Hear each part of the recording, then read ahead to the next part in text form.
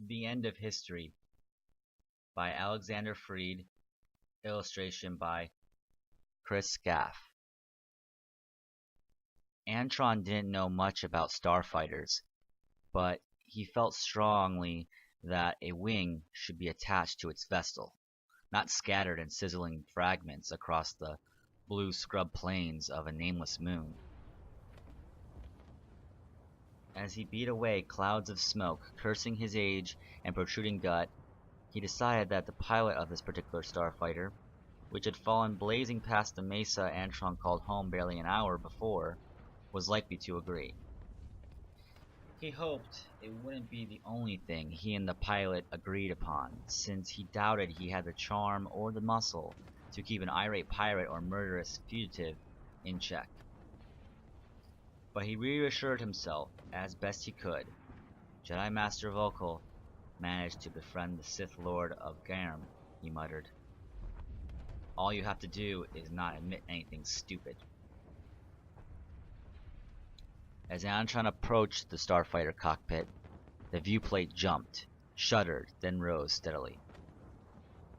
A flight-suited figure coated in soot, grease, and dried blood climbed out from the vessel and staggered onto the ground. The figure's voice was sharp and strained. I need to find Antron Bake. Antron froze for a moment, then hurried forward and saw beneath the grime a woman young enough to be his granddaughter.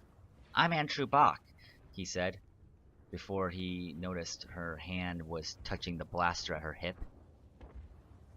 Miru Nandrinikar, the woman said, of the Corellian Resistance. We need to run.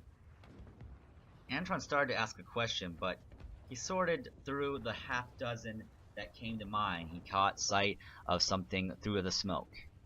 A trio of lights in the sky, winking and following a jagged path among the stars.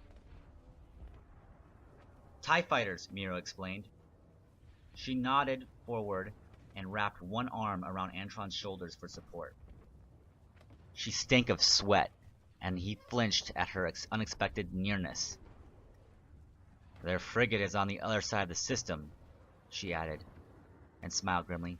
I took out its engines. Give it 3 hours to get here. Antron stumbled as Miro urged him away from the wreckage, then quickly found a rhythm as he led her across the scrub plains toward the mesa. She was limping on her right leg, and though Antron searched for a glib comment to distract her from her pain, he thought better of it when he saw the concentration in her eyes. The winking lights overhead were glowing brighter. I've hidden from Imperial patrols before, he said, trying to sound encouraging. We'll batten down the hatches and make them think you're wandering the wilds. Miro interrupted, quick and harsh. No hiding, she said. I need weapons and transport ASAP. You what? Antron asked. Miro gripped Antron harder as they walked. The Empire's planning a purge of resistance cell. I've got a day to get to Corellia and warn them. Antron's voice dropped an octave. Let's find shelter, he said. When they reached the shadow of the mesa, and Antron turned at an angle toward the cliffside, they heard the sound of thunder. Antron hadn't seen a storm in all his years on the moon, and when Miro said, they're bombing the crash site, he nodded and searched for courage. He reminded himself, Jedi Master Vazuro had spent 6 months caring for refugees in a basement during the Clone Wars. Antron could survive a day or two of bombardment. At the base of the mesa, where the scrawny, twisted bushes of the scrub plains failed to scrabble up the steep sides, Antron guided Miro through a crevice barely wider than his shoulders. The crevice, in turn, led to a great steel door embedded in the stone, nearly camouflaged by dust. With a groan, Antron climbed atop a boulder. The door's rusting keypad was over 2 meters above the ground, and he strained to tap in the code. Geonosians colonized this place centuries ago, he said as the door hummed open, and left it much later. The mesa's riddled with warrens. Only problem is, most Genosians fly, and I'm not a tall man. Miro said nothing as Antron returned to her side. He sighed and led her down a tunnel and into the vault. In a great cavern supported by bare metal beams stood rack after rack of winking, glowing data cartridges that brought a sparkle to the dusty air. In between the racks were long tables piled with curious artifacts, handwritten parchments, and sets of silverware shared equal prominence with delicately etched crystalline cubes and a six-fingered cybernetic hand. Some of the objects had been well preserved and polished, while others were spotted with rust or stains Antron had failed to prevent. "What is all this?" Miro asked. "This," Antron said, with a soft smile and a flick of his hand, "is what's left of the Jedi of the Old Republic." Miro shook her head, then stepped forward, walking unsteadily around the racks. Antron went on. "You're looking at generations of history, journals, and temple archives, and philosophy tracts, broken lightsabers, thises and that's. Proof of a better world, everything the Empire wants us to forget." Miro turned back to Antron, her eyes wide. "Are you?" Antron peered back at her, then realized what she was asking and laughed. "I'm not a Jedi, no. I sold antiques before the dark times. I made Jedi friends, because you get better prices when you drink with your clients, even if you're drinking tea." For an instant, Antron remembered the good times, laughing with smugglers, or academics, or archaeologists in a Coruscant cantina, appraising trinkets and swapping tales with Padawans. He missed drinking. He missed talking. He ran a hand through what was left of his hair. "When it all went south, and Master Uval asked for me to help," he smiled wryly. "You know, he called me a huckster once. Wasn't nice about it either. But he gave me a ship and loaded up all the artifacts we could find and told me about this place. He must have been desperate." Miro didn't say anything. Antron found himself compelled to fill the silence. "I've been here ever since.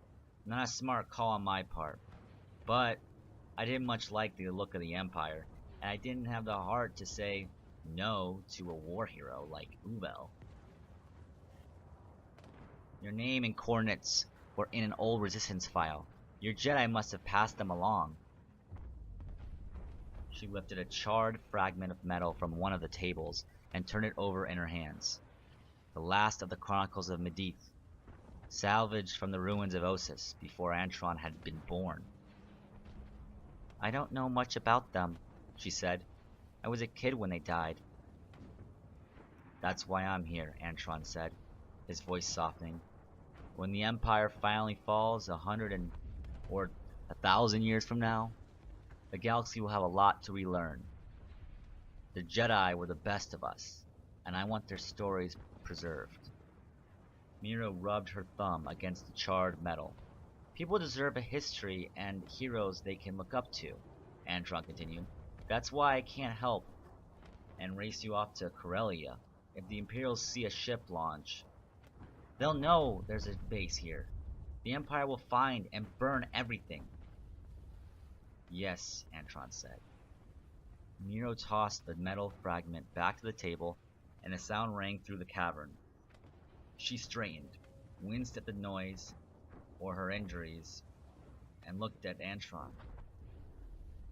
"Then I'm sorry," she said. "I'm not here to jeopardize your mission, but the Resistance takes priority over—" She waved a hand at the fragment. "Stories." They stood and watched each other for a while. Then Antron snorted and forced a smile. "Well," he said, "you can head back to your ship if you like. Otherwise, we can work together for now to save our own lives." Miro merely squalled. "You're no good, dead to the Resistance." The good news, Antron told Miro as they crept through the cramped tunnels leading higher into the mesa, is that the colony warrens are pretty sturdy. Hard to spot, too. The bomber shouldn't be a problem. And the bad news? Miro asked. As soon as the Imperial frigate gets close, even the most dim-witted bridge officer will detect the colony power generator. We need to shut it down, or it won't be long before the vault is discovered and the frigate atomizes this whole mesa. Bad for us, regardless of your priorities. Antron went on. No generator means no light, no water, and no filtered air. We'll be miserable while we hide, but your pursuers will eventually write off as a loss or a dead person in the scrub plains, marooned without allies. By then, Maru said flatly, it'll be too late to save the resistance. Antron didn't reply to that. The thought made his chest ache. But what could he do? Instead, he shrugged and added, there's more bad news. The generator was near the top of the mesa, he explained, in the colony's old industrial center. Now it only housed a few aging machines and Antron's rickety ship. The tunnels would get them partway there, but circumventing the Geonosian's vertical shafts meant a detour onto the cliff sides. Unless, he added, you're hiding wings under the flight suit. As clouds of dust swirled and the bombs rumbled, Antron and Miro emerged onto a path halfway up the mesa and began to hike a bramble-ridden slope toward their goal. Give it 2 hours until the frigate arrives, Miro said softly. Time enough, Antron replied, fearing it wasn't. As they walked, stopping only to lie flat whenever a TIE fighter shrieked into view, Antron found himself pummeling fragments of an old bit opera, the story of a Jedi Knight who had returned to save his people after journeying across the stars. Since Antron had come to his moon, his musical options had been limited, yet he'd grown fond of the song of Lu Jun. Miru had been squalling, limping behind Antron, and scanning the horizon for signs of their foe. But the more elaborate Antron's off-key humming became, the more she began to smile, until she let out a hoarse laugh. You're awfully cheerful, she said, as they crested the top of the slope. Petrified, too, Antron said. But the Jedi say fear leads to suffering, so I try to be busy in my mind. When you live under the Empire, you learn to fear. Maybe that's why so many people... Antron began before Miro's hand struck between his shoulders, pushing him to his knees. For an instant, Antron wondered if he'd misjudged her, if she'd decide to get rid of him and take her chances alone. A second later, Miru lay prone at his side, and Antron felt shame at his doubt. Together, they looked ahead onto the flat top of the mesa. Less than 50 meters away, 4 figures. 3 armored in white, 1 in a black Imperial officer's uniform, prowled the edge of the cliff, carrying rangefinders and macro binoculars. Miro spoke in a soft, clipped voice. Search coordinators. I thought they'd set up at the crash site. They must have wanted altitude. They'll need to watch while more troops search the ground. They're practically standing on the hatch to the generator, Antron breathed. It's concealed, but if they find it...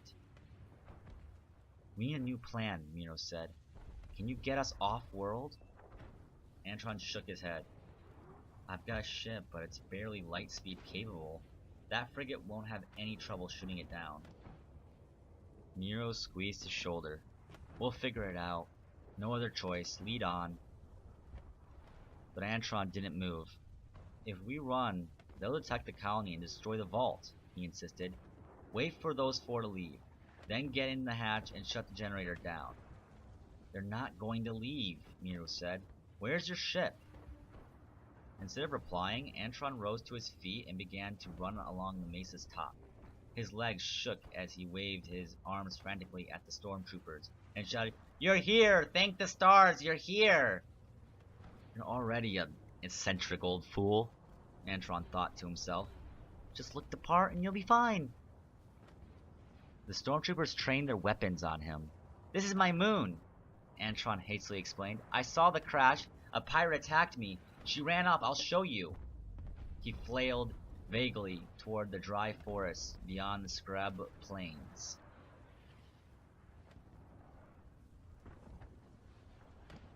Two of the stormtroopers turned to speak to their officer.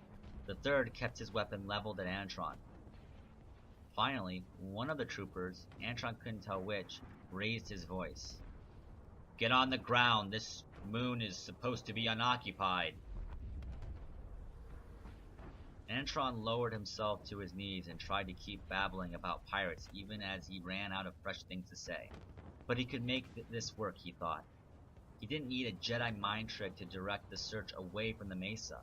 He only hoped Miru would follow his instructions. She could turn off the generator, she could hide, and Antron could find her once he convinced the stormtroopers that he was just some crazed hermit and that she'd run off into the forest or been disintegrated by a bomb blast. Unless, of course, Miru stole his ship and exposed the colony anyway. Antron heard boots crunch on brittle grass, then the crack and hiss of a plasma bolt. He cried out in instinctive panic and clenched the rocky ground. Then there was another shot, a third. He scrabbled backwards, scraping his palms on stone chips and keeping his nose to the dirt. By the time he'd crawled behind a boulder that passed for cover, the shooting had stopped. Raising his head, Antron saw the 4 Imperials sprawled on the ground, flames licking burnt holes in their outfits. "Your plan was stupid," a voice called out. He turned to see Miru limping toward him, her blaster in her hand. "They would have killed you and stayed right here." Antron stood and stared, sputtering sounds that didn't quite form words. Miru scowled, moving toward Antron's side and leaning on him again. "They won't need to search anymore," she said, and Antron realized she was correct. The screaming of the TIE fighters had suddenly grown louder. The closest bomb detonated less than 100 meters away, deafening and blinding Antron. For those few terrifying seconds, Miru kept moving, tugging Antron along with a strength she surely should have lost during the crash. But the TIEs didn't seem to spot them. Antron's dazed mind struggled to understand before it snapped to a conclusion. The Empire assumed Miru had killed the landing party and was bombing her last known position. They still didn't know about Antron or the vault. By the time Antron and Miru descended through a hatch into the colony's industrial tunnels, Antron's skin was caked in a paste formed from the sweat and dust. Miru watched him as he leaned against a rock wall riddled with metal pipes and dim yellow lamps. She was sweating worse than he was, and at some point, during the fight or the bombing, if not hours earlier, she developed a cut in her left arm. Blood trickled into her palm.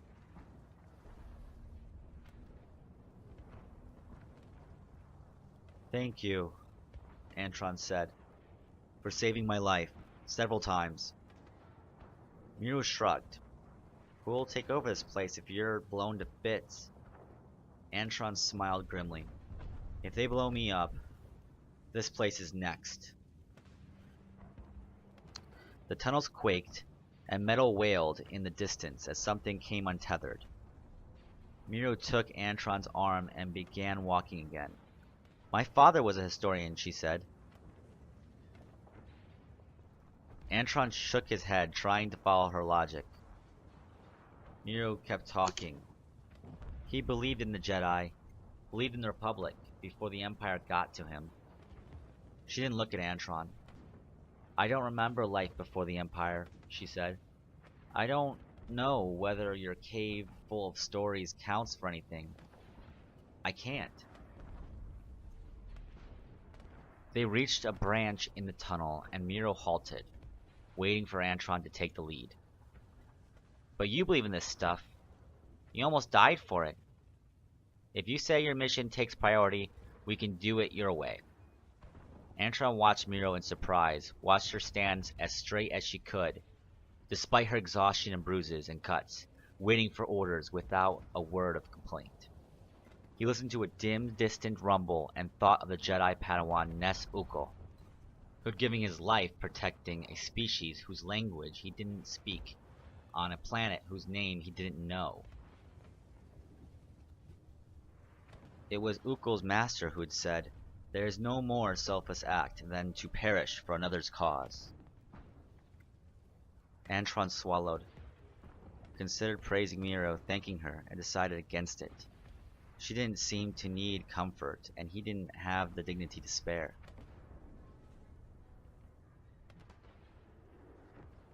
"You take the left and I'll take the right," he said. "There's a backup generator you need to shut down while I handle the primary." Miro frowned. "Can you make it on your own?" she asked. Antron flapped a hand dismissively. "I'm old and fat, but I can walk down a hallway, shoo." Miro limped into the darkness. Antron turned on his heel and headed down a narrow corridor, emerging into a chamber lined with consoles and cluttered with crates and toolboxes. The generator hummed comfortingly under the floor, and after surveying his surroundings, he wiped his brow and set to work. He thought about Miro, and how in a few moments she'd arrive in the hangar bay and realized he'd lied about the backup generator. He'd have to seal her inside in case she tried to turn back and find him. After that, he could power the bay doors so she could get his heap of a ship out of the mesa and off the moon. There was also the Imperial frigate. He'd need to distract it to give Miro any chance of escaping the system intact. For this, Antron didn't have a plan so much as a grab bag of stalling tactics, the confused old man routine, maybe a fake message from the search party. Somewhere the colony even had a weapon waiting to be turned on. With luck, they might be functional. Antron tapped the command into the workstation, then fumbled through a crate, looking for the colony schematics. As he dragged a tool chest over a third console and sat down with a sigh, he wondered whether Miro would understand that he had changed his mind. He thought of all the Jedi whose stories he'd read, their noble deeds and ends. Miro didn't need their inspiration. She'd learned nobility even under the Empire's boot, and she reminded him of the ideals he'd wanted to protect. Sacrificing the vault would be a tragedy. Sacrificing the resistance, sacrificing tough and courageous men and women who struggled every day, didn't seem like a very Jedi thing to do. Jedi died for people above things. Antron was humming again as he scrubbed dust off a screen with his sleeve. Saw that his ship had been powered on. Miro had taken the hint. The generator room rumbled, metal support shrieking like the TIE fighters as another bomb struck. He switched to scanners, watched them blink as the Imperial frigate came into orbit around the moon. He cracked his knuckles, tried not to think about the vault. He had a job to do. One way or another, Miro could get away clean. And maybe if he was fortunate, if the Force was with him, the vault would survive after all. If the mesa collapsed under a barrage of plasma, some enterprising researcher might dig it up in the rubble in a century or two. And if Antron somehow survived the ordeal, well, he laughed as he remembered one last story and one last lesson. Jedi might sacrifice themselves, but they never give up hope.